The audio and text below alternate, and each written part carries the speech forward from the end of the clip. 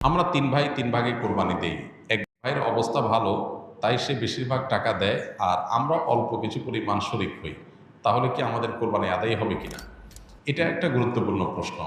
কোরবানি দেওয়ার ক্ষেত্রে বিশেষ করে যখন ভাই ব্রাদাররা মিলে কোরবানি দেন তখন এরকম পরিস্থিতি তৈরি হয়। একটা গরুর দাম ধরেন ৳৭০,০০০। তো এক ভাই তার উপার্জন অনেক কম, সেজন্য সে ৳৫,০০০ দিছে। আর বাকি টাকা যেটা আছে সেটা হয়তো বাকি ভাইরা দিস। কোরবানি হবে কিনা? উত্তর হলো কারোর কোরবানি হবে না।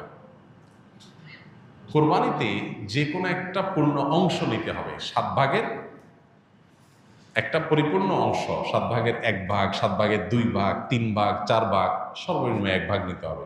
ভগ্নাংশ নেওয়া যাবে না। অর্থাৎ ১ ভাগেরও অর্ধেক নেওয়া যাবে না। ২ ভাগ মিলে ১ ভাগ নিছে, হবে না।